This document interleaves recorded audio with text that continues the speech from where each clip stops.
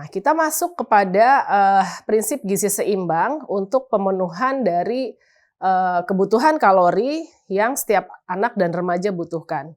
Mungkin untuk mudahnya, di sini kita punya prinsip yang namanya 3J, yaitu jenis, jumlah, dan jadwal.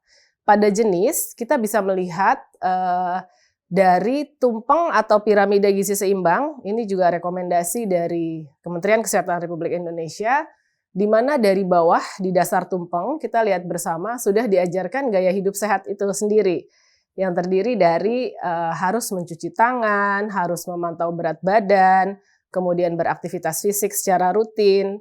Ini sudah menjadi dasar dari gaya hidup sehat.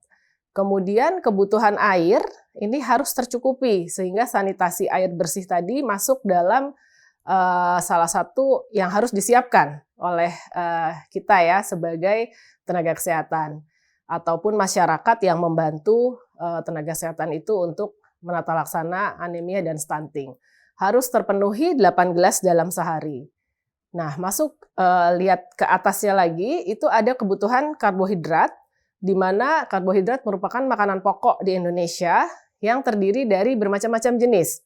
Dan semuanya itu sebetulnya bahan makanan sumber yang mudah didapat. Salah satunya adalah nasi yang setiap hari kita makan.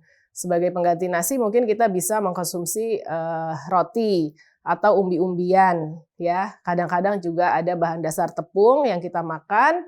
Dan umbi-umbian itu misalnya ada ubi, sukun, singkong, dan lain-lain yang banyak di Indonesia. Kemudian kita melihat kebutuhan sayur dan buah. Ya, sayur dan buah ini juga harus tercukupi karena dia merupakan bahan makanan sumber mikronutrien yang banyak menjadi penyebab tadi ya, salah satunya adalah zat besi. Ini harus terpenuhi setelah karbohidrat. Dan ke atasnya lagi protein. Pada anak dan remaja mungkin protein lebih dibutuhkan untuk tumbuh kembang dan pemenuhan kebutuhan otak untuk berpikir, berkreasi, dan lain-lain. Kita harus mendapatkan kebutuhan protein hewani dan nabati sesuai dengan rekomendasi pada tumpang tersebut. Yang paling atas itu adalah zat tambahan, contohnya adalah gula, garam, dan lemak yang sedikit saja dibutuhkan bila memang diperlukan untuk menambah rasa atau appetite pada saat makan. Nah, itu dari sisi jenis. Kemudian dari sisi jumlah, kita bisa melihat pola isi piringku, di mana sudah ada warna-warna yang direkomendasikan.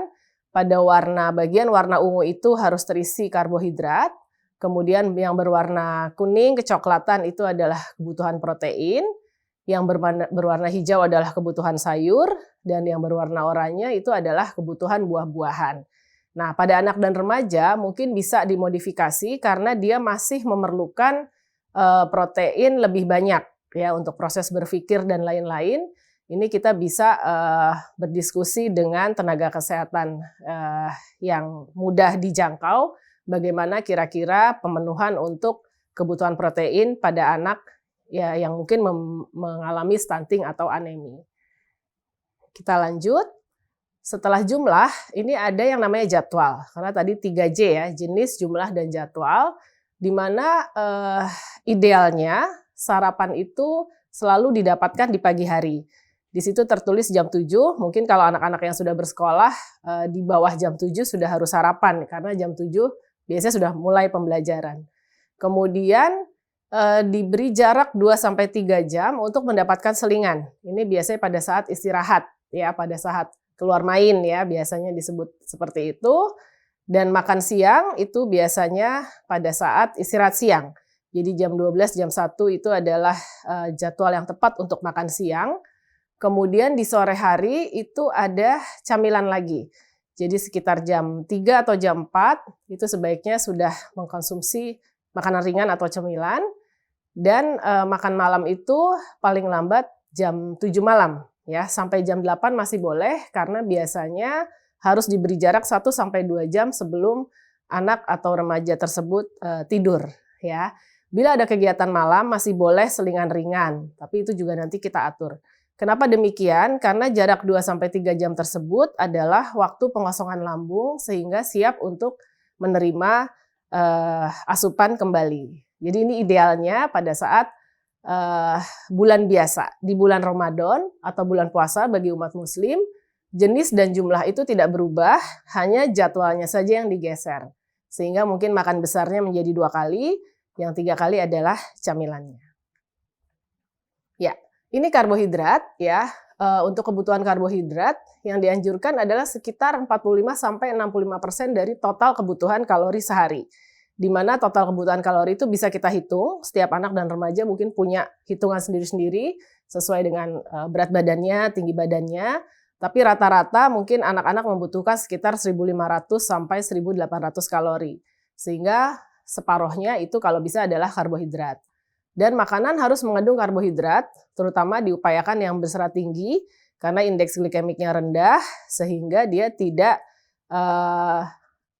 menumpuk di dalam tubuh, lebih cepat diserap, dan lebih lama rasa kenyangnya. Itu yang kelebihan dari karbohidrat berserat tinggi.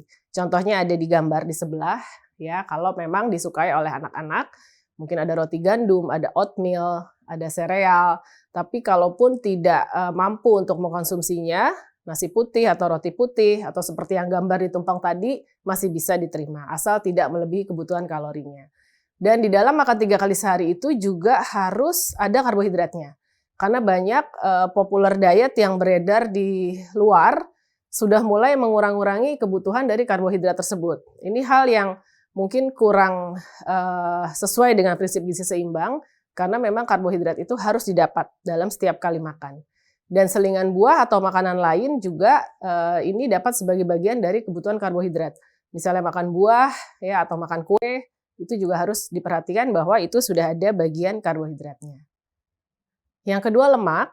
Lemak ini mungkin lemak baik, yang dimaksud adalah sekitar 20-25% dari kebutuhan kalori. Kita bisa memilih bahan makanan sumber lemak baik ya, ada alpukat misalnya ya, kacang almond. Kalaupun mau goreng-gorengan boleh sekali dalam sehari, untuk anak-anak mungkin masih boleh 2 kali ya, kalau untuk dewasa lebih baik 1 kali dalam sehari. Yang perlu dibatasi adalah yang mengandung lemak jenuh dan lemak trans. Ya, contohnya adalah goreng-gorengan atau cake yang berbau wangi, harum, itu biasanya sudah berubah struktur lemaknya sehingga lebih banyak lemak trans yang kurang baik untuk tubuh. Kemudian konsumsi kolesterol. Kolesterol itu kita dapat hanya dari protein hewani, itu sedikit, jadi 200 mg dalam per hari. Ini biasanya kita dapat dari makanan seafood ya, seafood yang berat. Sehingga kalau mau makan seafood tuh mungkin tipsnya adalah 1 bulan sekali ya. Stri lobster, kepiting, dan lain-lain. Kalau yang lain daging itu kita sudah dapat sehari-hari. Untuk protein, dia dibutuhkan 10-20% atau kita hitungnya dengan gram. Karena ada berbagai masalah ya, mungkin anak-anak juga sudah mengalami misalnya ada gangguan ginjal, itu sebaiknya dihitung dalam gram. Jadi 1-1,2 gram per kilogram berat badan per hari ya. Kemudian pasien dengan gangguan ginjal itu lebih sedikit, 0,8-1,2 gram. Dan sumber protein yang baik, kalau seafood itu adalah ikan, kemudian daging tanpa lemak, ayam tanpa kulit, ya, susu itu sangat bagus buat anak dan remaja, kacang-kacangan, kemudian tahu tempe itu mudah sekali didapat di pasar tradisional, di kios sayur, atau di supermarket yang terjangkau ya dari tempat tinggal. Nah, ini serat yang mungkin sulit ya pada anak dan remaja, seringkali nggak suka sayur, nggak suka buah gitu ya. Walaupun anjuran konsumsi seratnya itu sebetulnya 25 gram per hari. Bagaimana menyiasatinya? Ini mungkin bisa kita ganti dengan bahan makanan sumber lain. Ada yogurt, ada jelly, atau agar-agar, puding ya. Jadi untuk anak dan remaja yang tidak suka sayur, tetap kita cobakan mana yang kira-kira dapat dikonsumsi sayur dan buah tersebut. Sementara mencoba, kita bisa mengganti bahan makanan sumber lain yang juga mengandung serat, ya, yang sudah disebutkan tadi.